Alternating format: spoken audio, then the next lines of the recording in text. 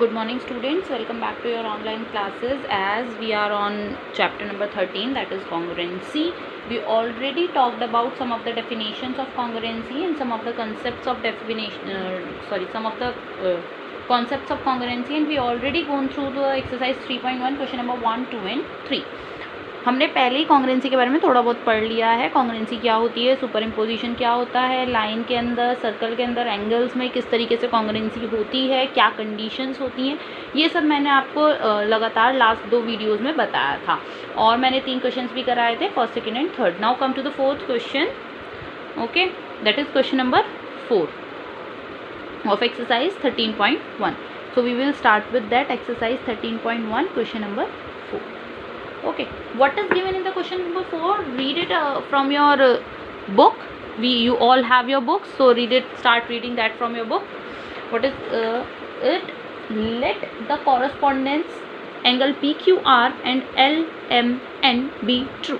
यानी कि जो PQR है वो LMN के क्या है, कॉन्ग्रुएंट है. कॉरस्पॉन्डेंट का मतलब है कॉन्ग्रुएंट है. तो मुझे बताना है ये जो नीचे दिए हुए पार्ट्स है, कौन सा पार्ट किसके इक्वल होगा, मुझे ये चीज़ बतानी है. Okay, so let me draw 2 triangles here. I already have 2 cutouts of 2 triangles. Okay, so you have to draw these triangles. It's your choice. If you don't want to draw, then please don't draw. Okay, let me take the triangle P, Q and R. There are 2 triangles. One is PQR and the other one is L, M and N. L, M and N. 2 triangle है मेरे पास, एक PQR और एक LMN. I hope these 2 triangles are visible to all of you. Okay, अब मुझे बताना है पहला पार्ट. ठीक है, मैं आपको इन फिगर्स से शो करूँगी कि मैं पार्ट्स के कॉरस्पॉन्डेंस यानी कि पार्ट्स इक्वल कैसे हैं ये निकालती कैसे हूँ. फर्स्ट है मेरा एंगल P, सेकेंड है मेरा PQ लाइन सेगमेंट. मैंने आपको बताया था ये this sign shows the angle and this sign shows the line. Okay, C part is angle Q, D part is QR line segment, E part is angle R and F part is PR line segment. Okay, so if I superimpose these 2 triangles, मैंने एक के ऊपर एक रख दिया, super impose करा दिया, both are equal as it is visible to all, के इन्होंने ओवरऑल कवर कर लिया एक दूसरे को, तो super impose.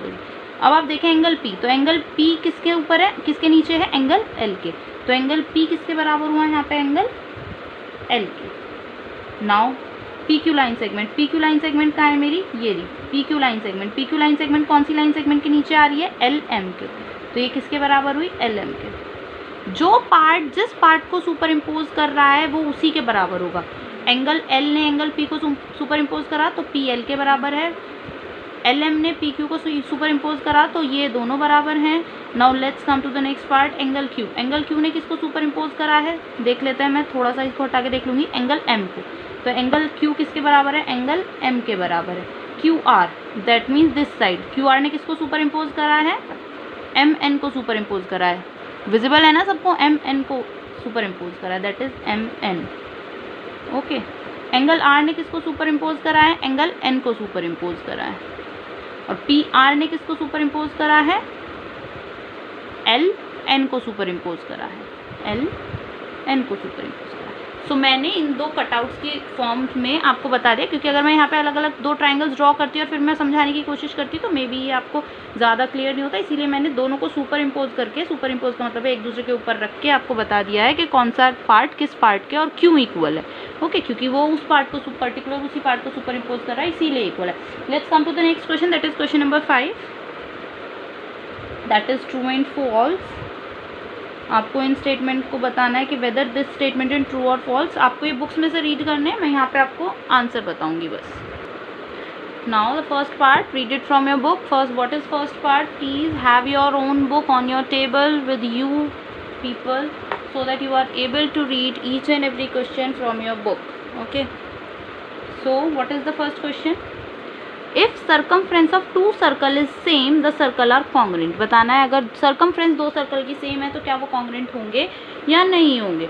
Okay, so I will put this book here so that the questions are also visible to you. I just take 2 bottle caps of the same company. Okay, same company की मैंने 2 bottle caps ले ली हैं।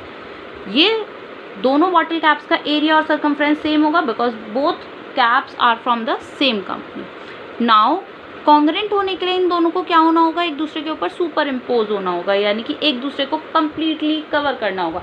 Same shape होनी चाहिए, same size होना चाहिए, तो ये दोनों क्या होंगे, सुपर इम्पोज हो जाएंगे। ठीक है, वैसे तो सर्कल को फाइंड आउट करने सर्कल की कॉन्ग्रेंसी फाइंड आउट करने का तरीका है कि रेडियस इक्वल होनी चाहिए। मैं आपको दोनों तरीके से बता दूंगी, अकॉर्डिंग टू रेडियस भी और अकॉर्डिंग टू सुपर इम्पोजिशन भी। ठीक है, देखो दीज आर द 2 सर्कल्स, मैंने इनको कर लिया सुपर इम्पोज। कम्प्लीटली कवर कर रहे हैं, आप सभी को दिख रहा है ना, कम्प्लीटली कवर कर रहे हैं। दोनों का सर्कमफ्रेंस और एरिया बराबर है, दोनों ने एक दूसरे को क्या कर लिया, कम्प्लीटली कवर कर लिया। That means these are congruent. तो इन्होंने भी यही कहा है कि these circles are congruent, that means the statement is true. The statement is true. Okay, अगर मैं इसको आपको रेडियस के पॉइंट ऑफ व्यू से बताऊं कि रेडियस मुझे पता रेडियस से चलता है कि 2 सर्कल कॉन्ग्रेंट है या नहीं, तो मैं यहाँ पे रेडियस का कैसे पता करूँगी। मैंने मान लिया एक सर्कल है सर्कल ए, उसका क्या सर्कमफ्रेंस है 2πr, और यही सर्कमफ्रेंस सर्कल बी का भी है। 2 सर्कल हैं, दोनों का सर्कमफ्रेंस क्या है, सेम है, यानी कि इसका भी 2πr है और इसका भी 2πr है। दोनों का सर्कमफ्रेंस क्या है, इक्वल है।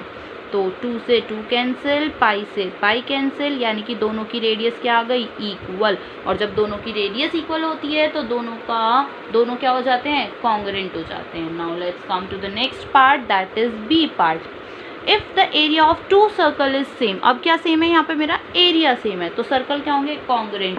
तो वही अगर मैं आपको ये सर्कल अगेन शो करने लगूँ तो both circles will super impose each other, so the according to area it is also true, circles are congruent, the sentence is true.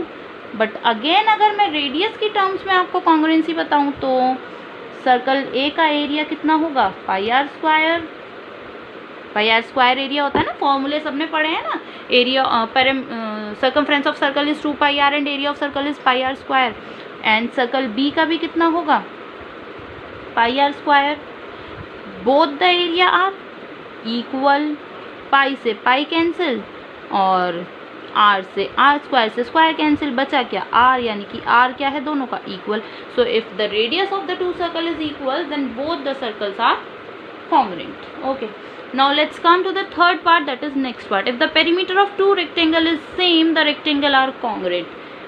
For this I also have 2 cutouts, कि अगर मेरे पास 2 rectangles हैं जिनका perimeter same है, इन दोनों rectangles का perimeter क्या है, सेम है, तो क्या ये दोनों कॉन्ग्रेंट होंगे या नहीं होंगे। मैं इन दोनों को सुपर इम्पोज करके आपको दिखा दूंगी वेदर दे आर कॉन्ग्रेंट और नॉट। दोनों का पेरीमीटर यहाँ पे 18 सेंटीमीटर है, मैंने ये प्रॉपर मेजर करके और फिर पेरीमीटर निकाला है। इसकी लेंथ है 6 सेंटीमीटर और ब्रेथ है 3 सेंटीमीटर। इसकी लेंथ है 5 सेंटीमीटर और ब्रेथ है 4 सेंटीमीटर। ठीक है, तो the perimeter of both the figures is same, आप कैलकुलेट भी कर सकते हैं खुद ही, तो सेम है। अब मैं इनको सुपर इम्पोज करना शुरू करूँगी। देखिए मैंने इन दोनों को एक दूसरे के ऊपर रख दिया है, सुपर इम्पोज कर दिया। क्या ये दोनों एक दूसरे को ढक रहे हैं, सुपर इम्पोज कर रहे हैं, बिल्कुल भी नहीं कर रहे। ये इतना एक्स्ट्रा बच रहा है और ये इतना एक्स्ट्रा बच रहा है। इधर की तरफ से अगर मैं देखूँ तो ये ऊपर की तरफ से इतना एक्स्ट्रा बच रहा है, तो क्या ये दोनों इक्वल हैं, नहीं है। क्या इनका शेप तो दोनों की रेक्टेंगल के, लेकिन क्या साइज सेम है, नहीं है। So the answer is false because they doesn't superimpose each other, so they are not congruent. Let's come to the D part, that is next part. If the area of 2 square is the same the square are congruent. अगर 2 square का area same है तो दोनों square क्या होंगे, congruent होंगे।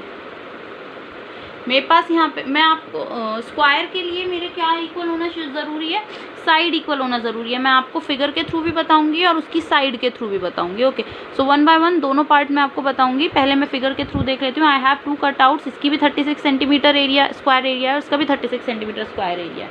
सो now I am going to superimpose them. आप सबको दिख रहा है इन्होंने कंप्लीटली एक दूसरे को कवर कर लिया। That means these are congruent, so the sentence is true.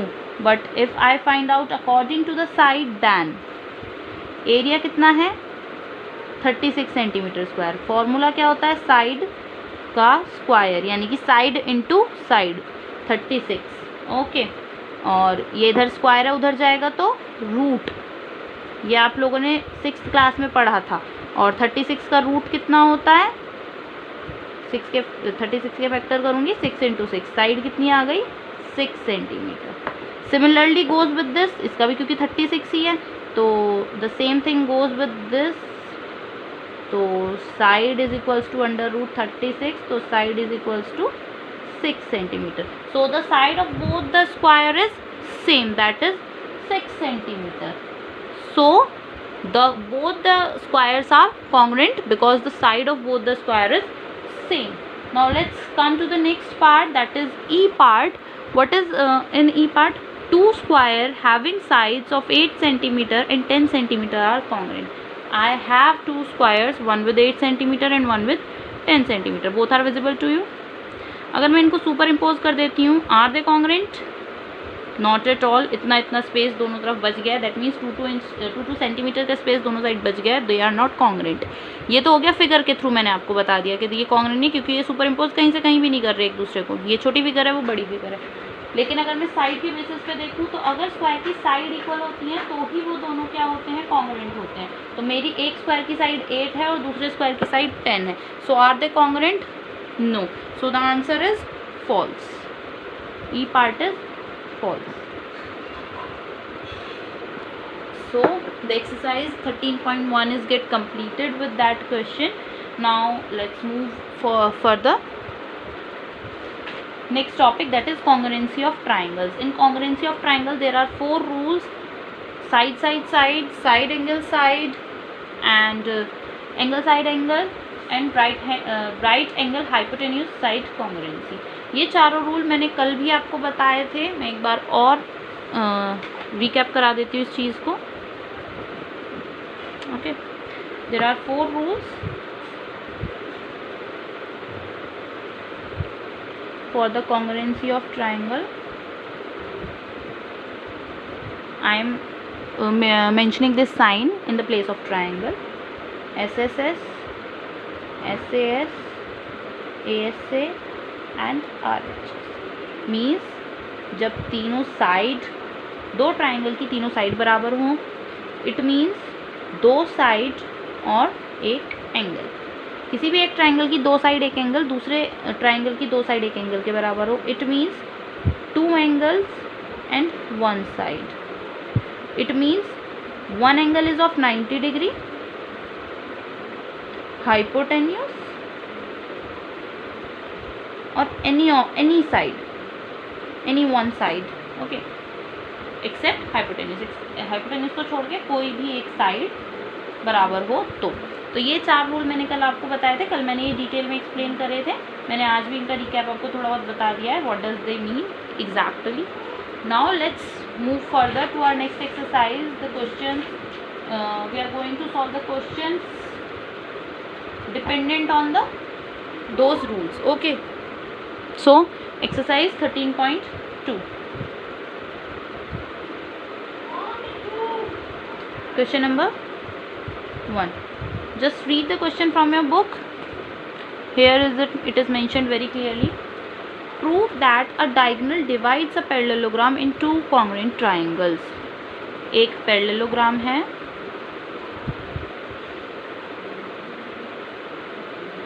इसका डायगोनल इस पैरेललोग्राम को 2 इक्वल ट्राइंगल में, कॉन्ग्रुएंट ट्राइंगल में बदल देगा. मुझे ये प्रूव करना है. मीन्स अगर इसका नाम है ABCD, तो मेरे यहाँ से 2 ट्राइंगल बने हैं, triangle ABC and triangle ACD.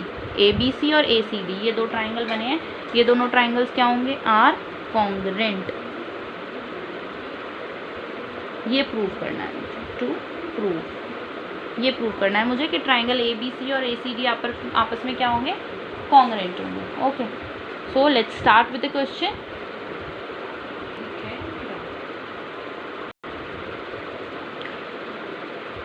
Okay, let's start the solution. मुझे यहाँ पे कोई भी इन चारों में से एक रूल यूज़ करके इसको कॉन्ग्रुएंट शो करना है. इन चारों में से कोई भी एक रूल लगा के. तो let's ABCD is a parallelogram as it is given. This sign shows parallelogram. These are the signs used in mathematics. It is for parallelogram, it is for triangle. पीछे मैंने एंगल और साइड के line segment के लिए भी बताया था. So this is used for parallelogram. ABCD is a parallelogram. AC is a diagonal. So now in triangle ABC, जिनको मुझे प्रूफ करना है वो ले लूँगी मैं. ABC एंड AB, A के बाद B गए हैं तो इधर A के बाद D जाएंगे. ADC. ओके. कोई भी मैं इसमें क्या करूँगी, कोई भी 3 पेयर उठा लूँगी जो इक्वल शो कर सकती हूँ. पैरेललोग्राम की अपोजिट साइड इक्वल होती है मुझे पता है. So AB is equal to DC. AB DC के इक्वल होगी. पैरेलल साइड्स अपोजिट होती हैं मुझे पता है. मैं यहाँ पे लिख दूंगी reason. Opposite side of parallelogram. ये इक्वल क्यों है? क्योंकि अपोजिट साइड है ये पैरेललोग्राम की. Okay. AD equal to BC. AD BC के बराबर होगी. क्यों? सेम रीज़न, क्योंकि ये क्या है? अपोजिट साइड है पैरेललोग्राम की.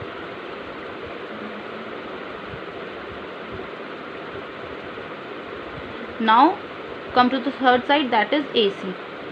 AC क्या इज कॉमन इन बोथ. दोनों के अंदर आ रही है तो ऑब्वियसली इक्वल होगी. जब दोनों के लिए सेम साइड यूज हो रही है तो दोनों के लिए सेम साइड यूज हो रही है. That means this is equal.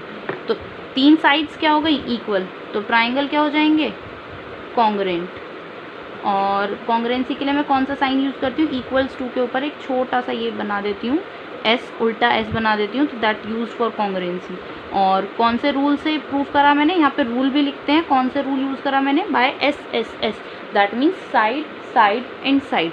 इस रूल से मैंने इस पैरेललोग्राम को क्या प्रूफ कर, इस पैरेललोग्राम के 2 ट्राइंगल्स को क्या प्रूफ कर दिया? आपस में कॉन्ग्रुएंट प्रूफ कर दिया. Now let's come to the next question. एक फिगर दी हुई है मुझे, ठीक है. ABCD एक फिगर दी हुई है और मुझे मेजर करना है एंगल A और B को फाइंड आउट करना है. ओके.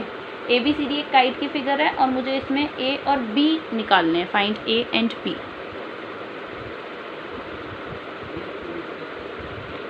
Question number 2. मुझे आप सभी को बुक में दिख रहा होगा, आपको कुछ इस तरीके की फिगर दी हुई है.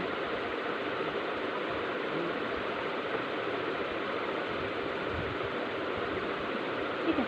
इसका नेम मेंशन है ABCD. ओके. और इस एंगल को दिया हुआ है 2A प्लस 30 डिग्री. इस एंगल को दिया हुआ है A प्लस 50 डिग्री. इस एंगल को दिया है 3B माइनस 10 डिग्री. और इस एंगल को दिया है B प्लस 20 डिग्री. मुझे यहाँ पे A और B की वैल्यू फाइंड करनी है. Find A and B. A और B की वैल्यू फाइंड करनी है. Okay. Okay. So let me start with this question. मुझे यहाँ पे A और B की वैल्यू निकालनी है. ठीक है. A और B की वैल्यू निकालने के लिए मुझे क्या करना पड़ेगा? सबसे पहले जब मेरी कॉन्ग्रुएंसी का चैप्टर चल रहा है तो ऑब्वियसली मुझे यहाँ पे कॉन्ग्रुएंट प्रूफ करना पड़ेगा. लेकिन पता कैसे चला कॉन्ग्रुएंट प्रूफ करना पड़ेगा? क्योंकि मुझे A की वैल्यू निकालनी है. A की वैल्यू कब निकल सकती है? जब ये दोनों एंगल बराबर हो. जब ये दोनों बराबर होंगे तो मैंने इक्वेशन सॉल्व करना अपने 7th चैप्टर में सीखा था. एल्जेब्रिक इक्वेशन में आप लोग ये सीख चुके हैं. एल्जेब्रिक एक्सप्रेशन वाले चैप्टर में इक्वेशन सॉल्व करना आप लोग सीख चुके हैं. तो सिमिलरली वो इक्वेशन सॉल्व करने वाला प्रोसेस यहाँ यूज़ हो जाएगा. लेकिन उससे पहले ये दोनों एंगल बराबर भी तो होने चाहिए. और ये दोनों बराबर कब होंगे? जब ये दोनों ट्राइंगल कॉन्ग्रुएंट होंगे. सिमिलरली जैसे मैंने अभी पैरेललोग्राम वाले क्वेश्चन में सॉल्व करा था, उसी तरीके से प्रूफ करा था, इसी तरीके से मैं इसमें भी प्रूफ करूँगी. ठीक है.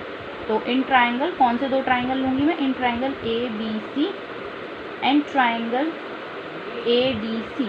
वैसे तो आप डायरेक्टली काइट जो है वो उसका डायगोनल उसको 2 इक्वल पार्ट्स में डिवाइड करता है. लेकिन फिर भी हम प्रूव करके दिखाएंगे जिससे कि आप लोगों को प्रूव करना आ जाए. ABC में AB किसके बराबर दिख रही है आपको? AD के. Adjacent sides of kite. बराबर क्यों है ये? क्योंकि काइट की जो एडजेसेंट साइड्स होती हैं हमेशा बराबर होती हैं. Adjacent sides of kite. Adjacent का मतलब होता है बराबर बराबर वाली, साइड साइड वाली. ठीक है. और BC equals to DC. The same reason as it is. And AC equals to AC by common. दोनों ट्राइंगल के अंदर ये क्या है? कॉमन है. ठीक है. तो ट्राइंगल ABC इज कॉन्ग्रेंट, ये कॉन्ग्रेंसी का साइन है, कॉन्ग्रेंट टू ADC बाय कौन से रूल से कॉन्ग्रेंट हुआ, SSS, side side side. Now these both triangles are congruent, तो एंगल्स क्या हो जाएंगे इनके, इक्वल। तो if triangles, this shows triangles, if triangles are equal, sorry, triangles are congruent, then angles are equal। equal क्यों होंगे, क्योंकि corresponding parts of congruent triangles are always equal, means जब हम उनको सुपर इम्पोज करते हैं तो जो उनके पार्ट्स एक दूसरे के ऊपर आए, दैट मीन्स कॉरस्पॉन्डेंस, एक दूसरे के ऊपर जो इम्पोज हुए हैं, these parts are corresponding parts. तो जो कॉरस्पॉन्डिंग पार्ट्स होते हैं कॉन्ग्रेंट ट्राइंगल्स के हमेशा इक्वल होते हैं। तो 2a + 30 degree is equals to a + 50 degree. Angle का नाम क्या होगा, आप सब एंगल का नाम फाइंड आउट कर सकते हैं, BAC, angle BAC equals to angle CAD, angle CAD।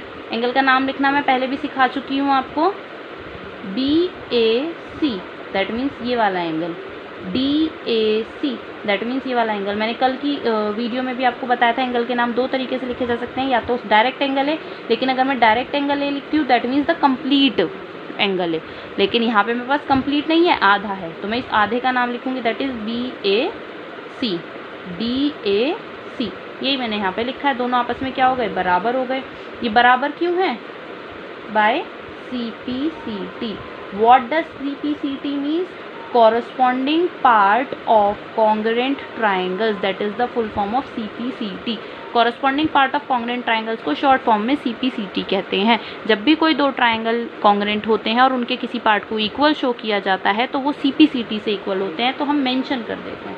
अब जो मेरी वेरिएबल्स हैं उनको एक साइड ले आऊँगी और जो कांस्टेंट है उनको एक साइड ले जाऊँगी। 2a ये इधर प्लस में इधर आएगा तो माइनस में, ये इधर प्लस में उधर जाएगा तो माइनस में, तो 2 में से 1 गया, 1 बचा, 50 में से 30 गया, 20 बचा। So the value of a is 20 degree. Now come to the next angle, okay, that means BCA, angle BCA equals to angle DCA, angle DCA दिख रहा है तो मुझे DCA BCA के बराबर होगा।